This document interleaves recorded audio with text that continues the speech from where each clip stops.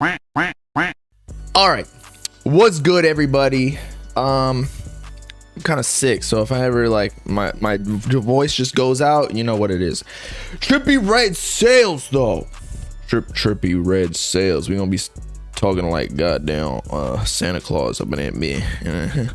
Okay, so it's not looking too good, but like, come on, 55k is actually not too bad for rappers nowadays. I'm not trying to, make excuses now, because I was expecting like at least 65, considering Trippie Red with Trip at Night ended up sounding like let's just finally get the actual number out the way, because I keep saying like 65, but then people are telling me it's like 80. So Trippie Red Trip at Night first week sales, because that's gonna be that's his last album, correct? So it's gonna be the last comparable number, the foundation, if you will, the baseline. 81k. Granted, that had like Cardi on it, Uzi on it, Drake, even though Drake came on like 2 days late.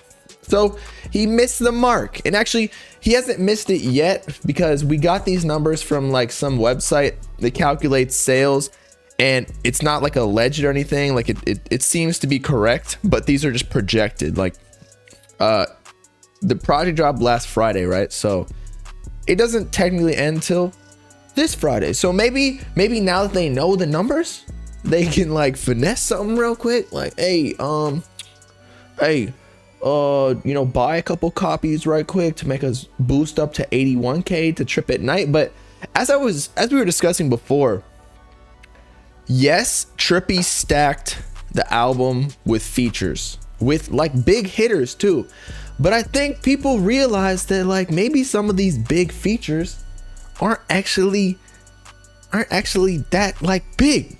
Like Lil Durk is of course huge, so is Lil Baby, but they're big in their own like lane, the street rappers, which Trippie Red like kinda crosses over to it more than maybe some other more like weird rappers, you know what I'm talking about, like the cloud scene and the street scene.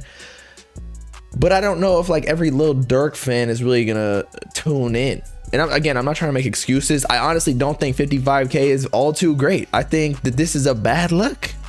To be real, I think this is like the first album where it kind of showed that maybe he's not as high as he thought he was. But I don't think it's a fall off. Like somebody in the comments is talking about DaBaby, right? DaBaby went from like selling 100k to now 18k and doing less than Lucky at 20. He did 21k. It's like, okay, once you get in the teens or like 20s or 30s, like, okay, you fell off, bro. I'm sorry. It just happened. But when you're in the 50s, I never really considered Trippie Red a big dog, if you will, wherein at a certain point, like 100,000 copies, that's when you know like you're a top rapper. Like that's why people don't put him into the same category as Uzi and Cardi. And Benny Gonzalez is saying no promotion or singles. I know for a fact that there was promotion, because I was part of the campaign, not my YouTube, but like Instagram and whatnot, because a lot of people pages were for like the Lil Durk feature and things like that. So there was promotion, and I'm glad to promote. And then he had the Future, Lil Baby. Come on, people.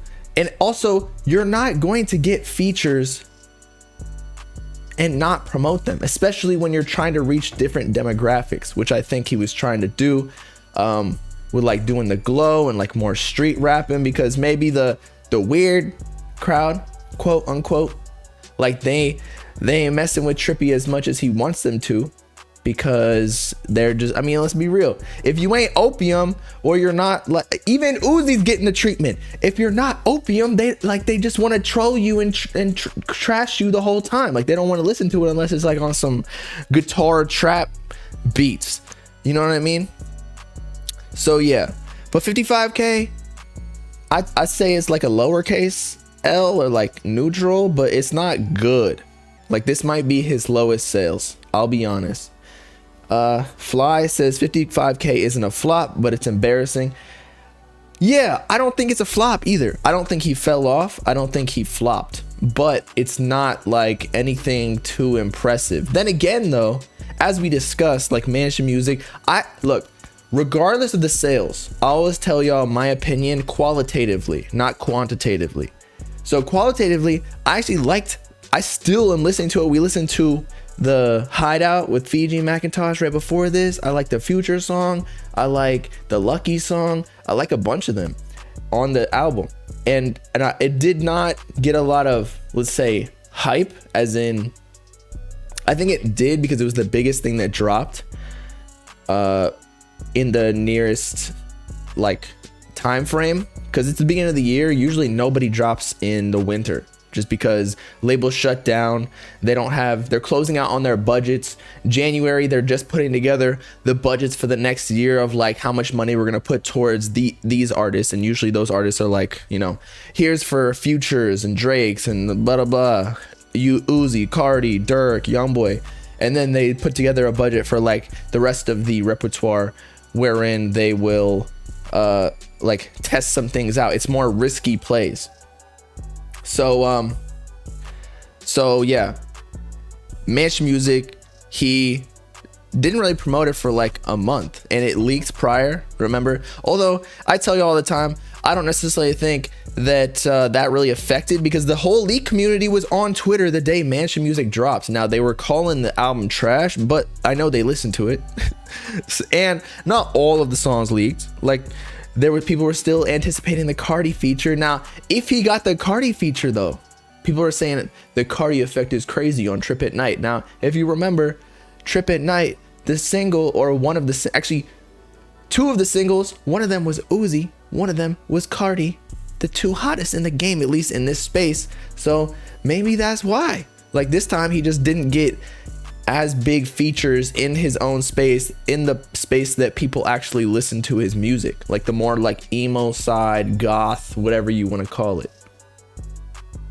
And if you notice, like, say even like Lil Durk, I think Lil Durk lost to Whole Lotta Red the first week that it came out. I think he dropped on the same night, but streams wise, I think that at this point it's already caught up. And similarly, Uzi, he dropped Eternal Take, and Lil Baby dropped around the same time for My Turn, and it didn't end up selling like first week as high as Eternal Take, but then the end of the year, and it ended up selling more, like accumulatively. So street rappers may not bring you a lot of hype, but they'll bring you like the consistent streams. And so, I mean, ultimately, if you're getting a bag, you're getting a bag.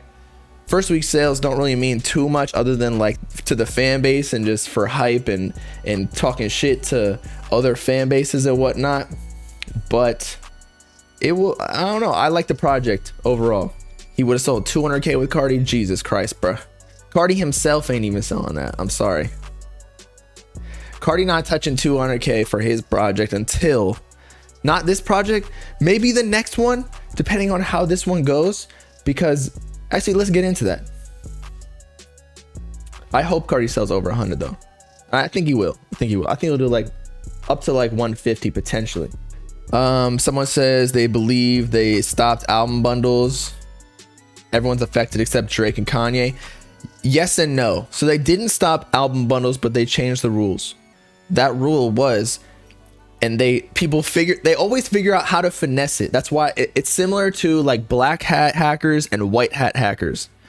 And that's why a lot of times the government will hire people who are for cybersecurity. They'll hire hackers to try and break into the mainframes or whatever it's called, so that they know what's next to fight against. So similarly, artists such as Nav sold a bunch of merch bundles, if you recall correctly. I think it was like an absurd amount. It wasn't as high as the one before, but basically you can do pre-orders for merch, and if the bundle sells or ships the same week that your project is out, then it will count in the first week's sales. So the sale is counted when it ships. I don't think Trippie even ran really sales on this, like on Mansion Music. In fact, he only did 1,300 albums. So I don't know what happened there. Well, look at this though. Look at this. Taylor Swift selling 19K pure, which brings her down to 50K. So Trippie technically outsold her if we're talking strictly music streams. And same thing with Hardy the Mockingbird and the Crow, who sold 58 and then 27. So that means they ended up selling 31K. So these people are just cheating. What is going on? 1,300 pure albums. Who's buying albums though? For real? Are people actually still using iTunes? I had to teach my dad today, literally, how to Bluetooth his headphones. He didn't know how to connect his headphones that were wireless, and then he didn't know how to add a song to his Spotify playlist. So I had to run through that. I really don't think that people are buying albums anymore. I stopped that a while ago too. I started to like download illegally mixtapes off Dat Piff, although I don't know if that was that illegal. But regardless, so let's say Trippie, technically speaking, is actually that means Metro Boomin's kind of in the same ballpark too. No. Trippie still beat Metro Boomin, but that means Trippie's kind of like number 2 if we're talking strictly streams. And SZA is killing it, 113K. This is like 4 weeks in. Or it's more than that. I don't even know when she dropped that project. And I'm not gonna lie, it is amazing. All her songs are going crazy on TikTok and the playlist. All the hoes be, finger blasting to that type of music.